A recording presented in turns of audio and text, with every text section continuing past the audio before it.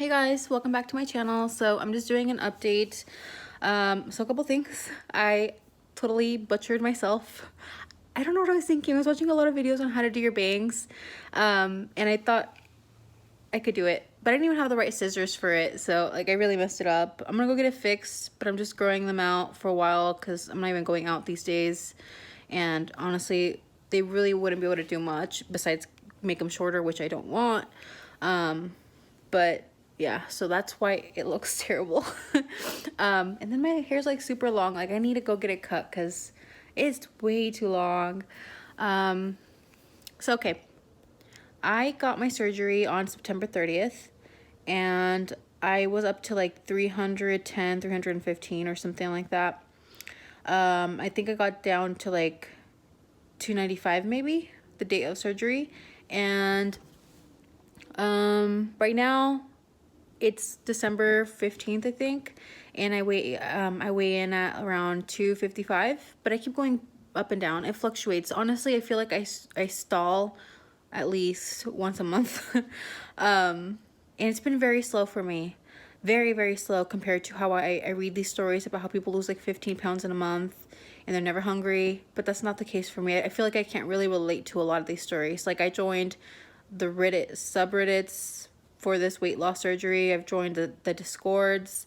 I don't know. I sometimes wonder if my surgery was a fail. Like even though I've been losing weight, I haven't had a lot of those struggles that other people have had. And I guess some people would think like that's a good thing. You're not struggling, you're not vomiting, you can eat more things. You never had restrictions with cheese and certain meats. But I don't know. I just feel like maybe my sleeve is too big.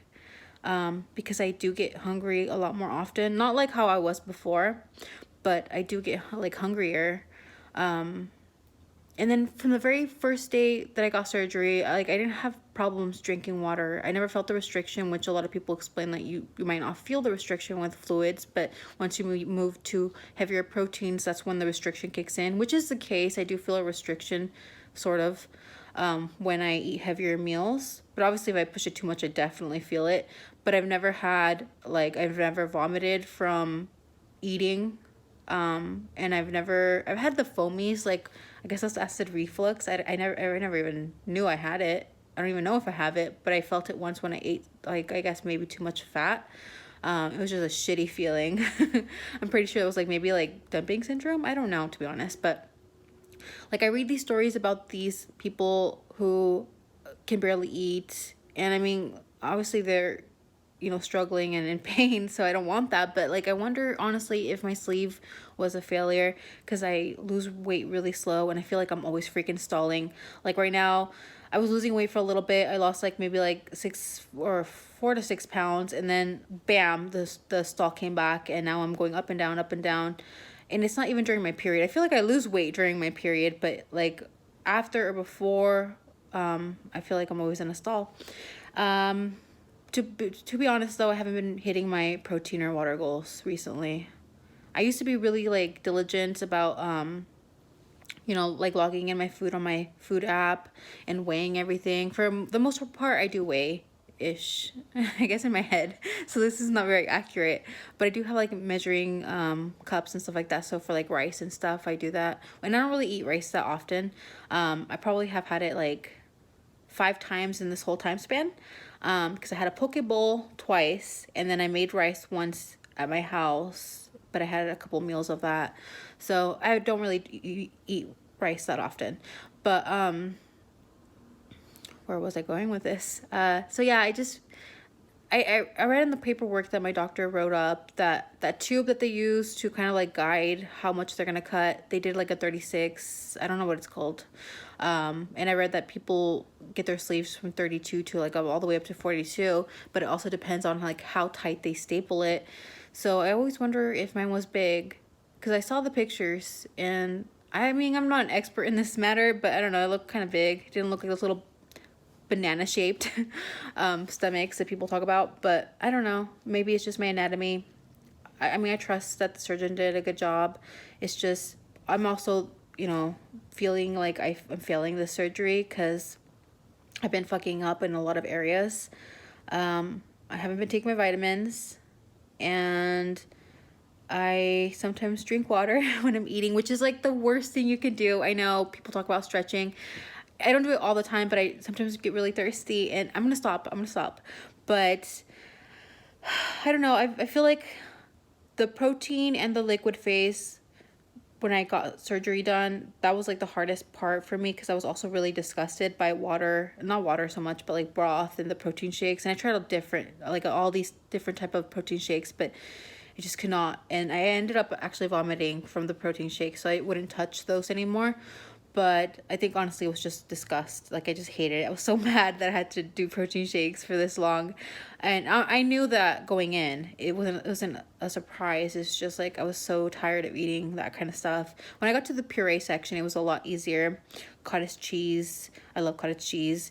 And I had like mashed beans and stuff like that. But now I'm obviously unrestricted and I can have, but I've never struggled with, like, some people say that they cannot eat the heavier meats. I never had that issue. I was always waiting for like the other shoe to drop, so to speak. It never happened. I mean, I try to be, or I try to limit how much I eat. But sometimes I get hungry like within 2 hours or something. I don't know. I feel like I should have addressed my binge eating beforehand. I knew I had binge eating disorder before I did surgery, but I honestly, people are gonna hate me for this, but I kind of figured like the surgery would fix things because like I know that the portion of the stomach that they cut out contributes towards the hunger hormone, and I just figured like, oh, I'm not gonna be hungry because I've done like stimulants like phentermine that is prescribed by a doctor, and that took away my hunger. So I figured like it would be kind of like the same way and it'd be easier. And in a way maybe it did because I'm not that hungry as I used to be. But this really is a tool. Like it's not going to do all the work for you. And I went in thinking like slightly like, yeah, I was going to do a lot of the work, which is so bad. I know. But I'm trying to, utilize it a lot better, my tool, and trying to be accountable for everything I do. Cause like the whole drinking water with meals, that's so bad. And I know that's going to lead to stretching, or, I read that it does.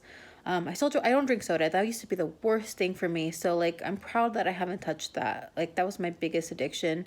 I haven't gone back to chips because I loved barbecue chips with like tapatio and hot Cheetos. I'm craving hot Cheetos all the time, but I won't touch them because I know like that's going to be my downfall. If I figure out a way to make it easy for me to eat those kinds of things, I'm just gonna go back to that lifestyle. Same with fast food. Like I had a poke bowl, but I try to make it as healthy as possible, and I don't do that regularly. I literally cook like the majority of the time, like all the time, you could almost say. But I did do that because I didn't want to cook that night. But yeah, I didn't eat the whole poke bowl, in one sitting. But yeah, this is how it's going so far. I don't know if anybody else can relate. I just feel like I always sometimes wonder if my surgery was not a success. I know I'm a big factor in why it's not working as best as it could, but I don't know. I wonder if it's too big or if I might have to do a revision or maybe do like gastric bypass, which I don't want to do another surgery because it was really scary. I was by myself throughout the whole process. I went to a different state to do it by myself. The recovery was outpatient, and I paid for a nurse companion the first night, but it was honestly like, I'm a worrywart, and I was always scared about like dying in my sleep, basically, like a blood clot. I was worried about a blood clot for like the first month. I mean, it could still happen. Technically, I read that it can happen up to a year, which I'm not sure if it's correct, but that's what I read. So I try to walk, and I've been trying to incorporate more exercise. Like I was really good for a whole month, like the other month ago. Last month, I was doing I was walking around all my apartment complex, and I was doing exercises in my house. I was really happy. I was tracking it on my Fitbit, but then it started raining and I got lazy and I got out of that routine. So yeah, I need to go back to healthier habits and plan meals. I have a lot of healthy food. It's just sometimes I just rather eat the slider food, and slider foods are like the food that just literally goes through your stomach, like you don't ever feel the restriction. For me, that's fruit. Like I don't really feel the restriction on fruit, and just like little snacks. It's just like the heavier proteins are where I feel the restriction. Like my go-to food usually is I make like an egg burrito, and I changed eggs to egg whites now because I'm trying to figure out more ways to be healthier. So I cut that out. And so I do egg whites, and I do a low carb tortilla, and I do like one slice of bacon and a little bit of cheese. And I don't know if that's really heavy, but it's probably like under 200 calories for just like my egg burrito, and it fills me up. I do that as one meal. And so that's like a big thing that I do. I do shrimp also with like veggies on the side, or I'll do like a piece of meat and veggies on the side. I think for sure I try to stay within 600 to 800 calories. Sometimes I do go over, and I feel really bad about it because like that's another thing. That's how I always compared myself to the other people who did the surgery. They'd be eating like, when I was in that phase, like 400 calories, and I'd be like eating 650 to 700 or something like that, and I'd be like, what the fuck am I doing? Like I cannot stop eating. But then I have weeks where I'm not hungry at all, and I'll only eat one meal a day. I'm not consistent, and the feeling's not consistent. But would I do this again? I would. I honestly would, because even if it's slow, it's still happening, and I'll eventually get there. And I am making healthier choices. Like I cut out a lot of bad food, and I won't touch it again. And I am eating like more portioned meals. The first month, I was in hell. Like I hated it, and I was like, what did I do? I regret it so bad. Like I'm never gonna be normal again. And I was just missing food so freaking much. But and also I had different kind of complications. Like I was having really bad spasms in my esophagus. I guess that's what they said. They gave me medication, but it wasn't really helping. Like I felt like this like spasm, and it hurt really bad and pain. I was constipated. What else? Like I had spasms in my hand. So I was really worried about like my electrolytes. I'm pretty sure I was dehydrated at one point because I wasn't hitting my goals. That was my bad, but also I just could not do it. So I was always worried that I was going to have to be hospitalized, and I was worried about bills, and like I didn't want to have to pay that much to go to the hospital to get, put on fluids. But I mean, if it came down to it, I would have to, but thankfully it didn't. And other kind of complications. I was depressed for a little bit. It was really hard. And the constipation scared me because it went on for more than like, how many days was it? It was a lot. Like I actually ended up calling the doctor at night asking if I could do, I think they were called fleet enemas. I ended up not having to because I took Miralax the night before, and it wasn't working. So I was getting scared because I think it was like on day 7 or something that I hadn't, passed a bowel movement. So I called the doctor. He's like, yeah, you can go do that. So I went to buy one. But then when I got back and I was prepping it, I ended up having to go, and the Miralax kicked in, saved the day. So I ended up not having to do that. For a while, it was like really hard to do that because it felt like they were really hard, and it just hurt a lot. I feel like I'm more regular now. So the constipation was worrying me for a while. I was on and off for a little bit, but now I don't have to take anything. I feel like because I'm not eating as restricted as others, it feels kind of normal. Another thing, I feel like I'm starting to lose the hair. Like I see a lot more hair in my shower drain, in my comb. It's just like everywhere. I don't know if you guys can see that, but yeah, I have a lot of hair. I have really thick hair, so hopefully it doesn't take a huge toll on it. But I hope I don't lose a lot of hair. But yeah, I'm starting to see that a little bit. What else? I guess that's kind of it. Yeah, well, thank you guys for watching. I'm gonna try to be more consistent with my videos. I have a lot of ideas, and I know I always say this. It's just like I need to get myself to do it. it's just been kind of hard. Been kind of like depressed. Not so much because of surgery, because I'm kind of over it now, but it's just life. I've been really anxious. I live alone, so like I really don't have a lot of contact with people besides, you know, if I have to run errands, which I try not to, you know, go out because of COVID. It's just like it's been hard.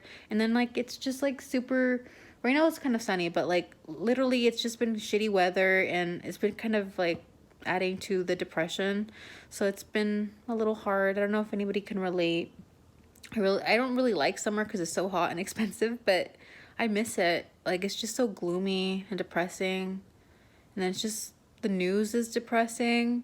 So I don't know, I just been feeling kind of down, and a little bit also a little sad that my surgery, like I'm not losing as much as I wish I could.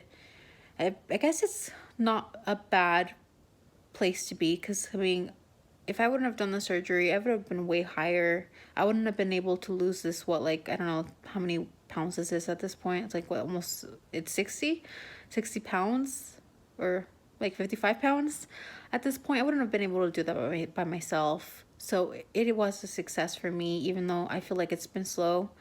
I'm hoping to be under 200 by springtime. I'm really hoping. I was hoping to be like at least like 220 by December, but that didn't happen. But oh well, it is what it is. I'm gonna keep moving forward. But yeah, let me know what you guys want to hear about, like any questions about surgery. I'm gonna start making more videos. I got a lot of things planned. I have a lot of things that I want to review because I bought a lot of like styling hair tools, and I just need to sit my ass down and do it. All right, guys. See ya. Bye.